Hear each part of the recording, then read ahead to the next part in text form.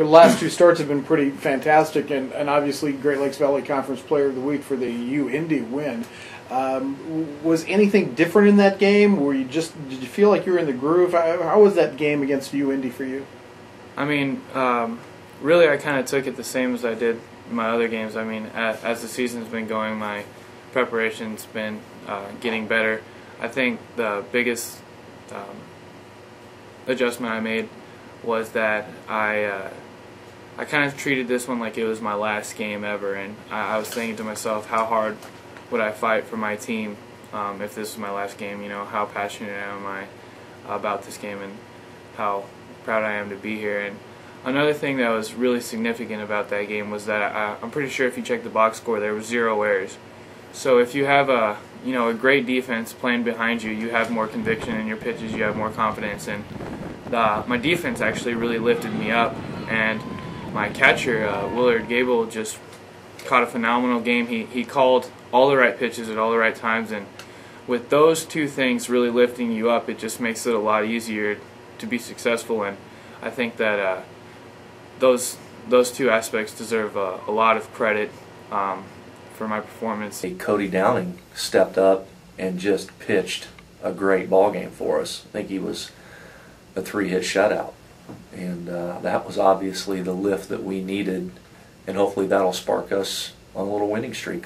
How'd you end up at Jewel?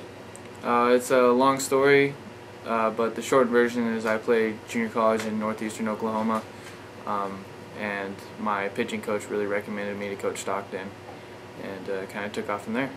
Well, I'm interested in the long version. If you want to take the time to tell that, how was that? What was the journey like? The long version. Well, out of high school, I actually signed to play Division I baseball at New Mexico State University as a hitter, as a position player, and I didn't make the team there, but I was recommended to the northeastern Oklahoma, and I kind of developed into a pitcher, and I was able to help the team more that way, and the pitching coach and the head coach there really helped me out, and mechanically I was not very sound, and they really helped me out and kind of propelled me in the right direction to become a pitcher, and now I'm here. I'm really happy to be here. I feel like this is where I belong.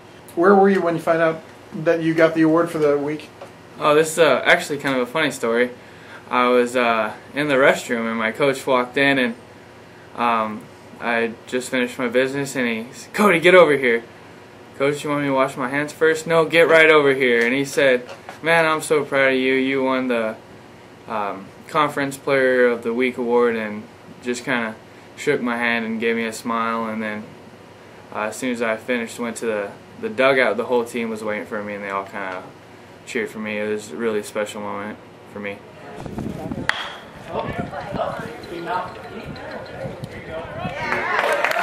So you told me you were the closer for a year before you ended up starting. And what's basically the difference for you in the two roles? I think the biggest difference is the amount of mental preparation you have beforehand. As a starter, you kind of know you're going to pitch, and you have more time to visualize and just kind of think about what you're going to do. And every game starts out the same. No one on base, 0-0 count, no outs, all those things. As a closer, you got to be locked in. You got to be mentally tough, because you never know when you're going to go in. You might not, as a closer, you're not necessarily closing the 9th inning. The game might be on the line in the 6th or the 7th or any inning in between, and so you have to be prepared for any of those situations, and you have to keep your body hot and just be ready to go in. And so I think the main difference between those two roles is just the mental side of it. Tell us a little bit about your family. I have 2 brothers, Hunter and Justin. My older brother is a Border Patrol agent. He's 22 years old and has a niece, Taylor. I'm sorry, I have a niece. He has a daughter, Taylor, and she's 9 months old, and she is. I actually dedicated that performance to her. So she's my little angel, and so I dedicated that performance to baby Taylor. My little brother is right about to turn 16, and he really means the world to me.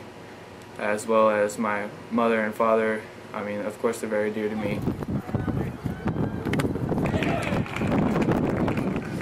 What was the, I guess, the overriding reason for you to come to Jewel? What made you decide to come here?